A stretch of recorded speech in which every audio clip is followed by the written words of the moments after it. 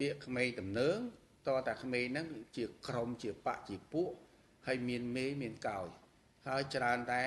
បង្កទៅលើក្រុមផ្សេងដែលមើលខ្លួនបានយើងមិនច្បាមយកថាឲ្យតែមានឆ្លោះប្រកែកគ្នា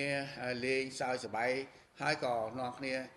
វាយតប់គ្នាจากក្មេងតំណើងវាមិនមែនទេនេះគឺជាហិង្សាដោយចេតនាដែលពួកគាត់មិនបានយកយល់គ្នាប៉ុណ្ណឹងទេអញ្ចឹងការប្រើពាក្យក្មេងតំណើងនេះប្រើឲ្យចំបាទប្រើឲ្យចំនេះកិច្ចការងារមួយខ្ញុំសូមសំណូមពរដែរថាកុំឲ្យមានអំពើហិង្សាហើយតែមានហើយគឺសមាជិកគ្រប់ជាន់ថ្នាក់គាត់នឹងអនុវត្តតាមផ្លូវច្បាប់ហើយអញ្ចឹងទេគឺសូមឲ្យរក្សាភាពទន់ភ្លន់ហើយនឹងការយោគយល់គ្នាហើយនឹងសបាយអបអរសាទរចូលឆ្នាំថ្មីអ្វីក៏ថ្មីដែរកុំឲ្យពេលដែលថ្មីអីនៅក្នុងកន្លែងប៉ុស្តិ៍ប៉ូលីសហ្នឹងក៏វាមិន